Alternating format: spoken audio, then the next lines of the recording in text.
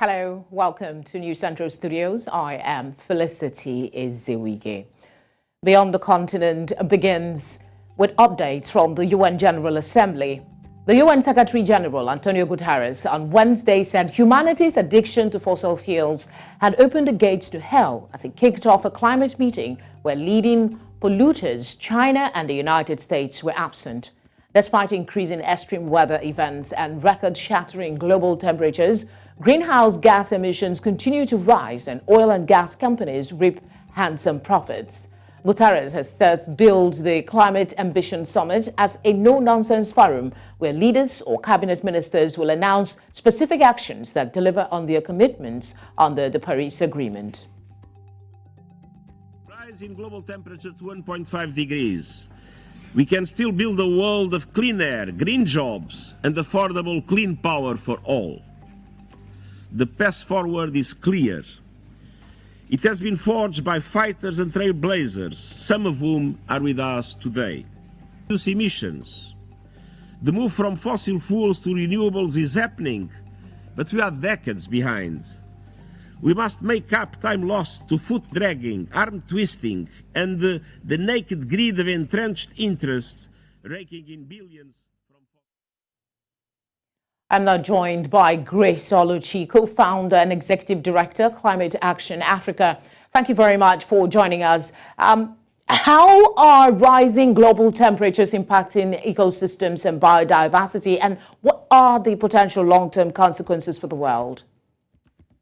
Thank you so much for having me. I'd just like to say that this year, June and July were probably the hottest globally. If you look at the global picture, it was very hot across Europe. We saw football games that had to be paused in between just for players to cool down. And this rising temperatures globally is affecting biodiversity. We can see it in the loss of certain species in the seas, like coral reefs.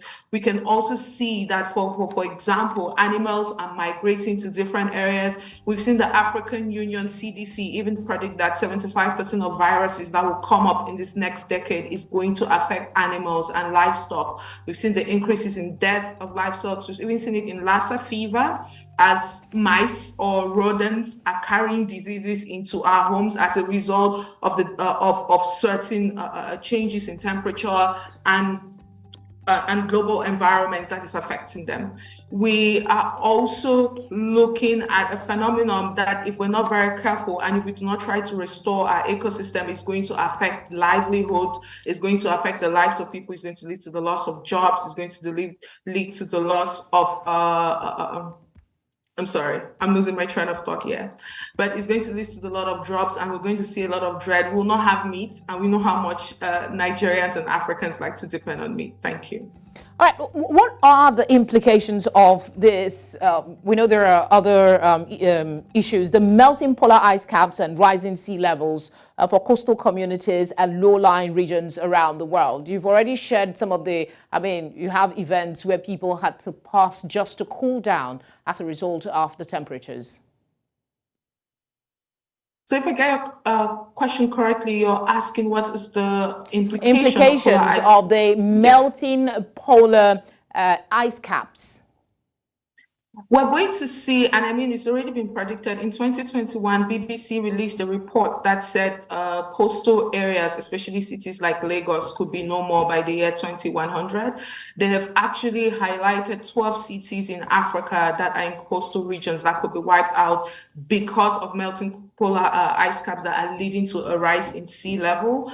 And there's actually an urgent call, especially in states like Lagos and other parts of Senegal, mainly coastal areas, to ensure that we are putting in place the necessary infrastructure to protect homes, to protect lives, because like it or not, we are seeing the rise in sea level, we're seeing homes being affected, and we're seeing even the increase in flood incidents that are happening in these areas as a result of this melting polar ice caps. How does climate change affect food security and agriculture, and what strategies can be implemented to mitigate these effects?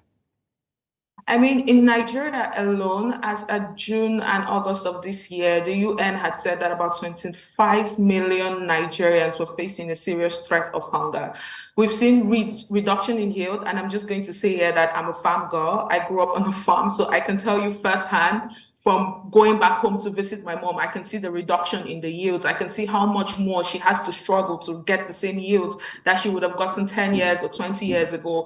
Food is no longer being produced in the same quantity, and farmers have to work 2 or 3 times harder and spend as much money. In terms of what can be done to solve food security, we're seeing a lot of research go into the type of seeds that are being planted, ensuring that some of these seeds can mature and produce fruits early before farmers go into the drought or before heavy rains come and wipe away their harvest. We're also seeing the rise of a lot of modern agricultural practices, for example, soilless agriculture through hydroponics. We're seeing a lot of greenhouse farming. There are a lot of alternative solutions that are coming, and technology and innovation is also making it possible in such a way that we can have better seedlings to plant. We can have faster and shorter production span for certain crops, especially heavily dependent food crops. We think that these are some of the strategies that can be employed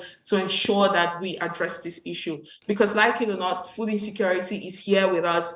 And it's even leading to inflation. Some of the inflation that we're seeing, as much as it's as a result of global economic crisis, is also because there's no food that is being produced in the time when it's supposed to come. I mean, we saw blight affect almost half of tomato produce in Nigeria, which made the prices of tomatoes skyrocket in the market just all of a sudden. I wanted to speak specifically for vulnerable communities. Could you talk about the social and economic consequences of climate change and what efforts are being made to address these disparities?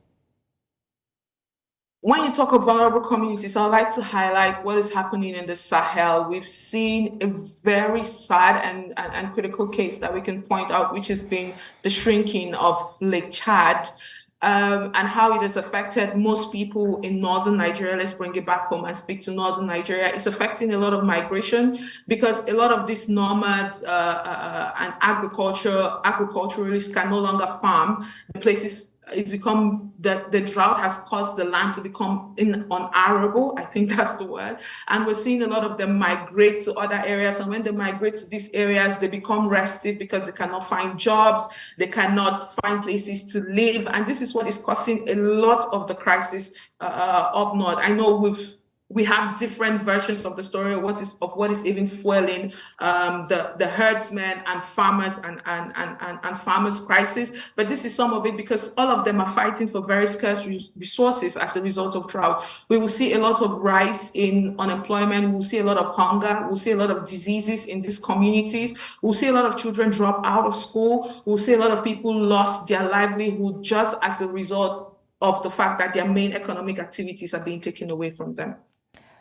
Grace Oluchi, thank you very much for speaking with us. Thank you.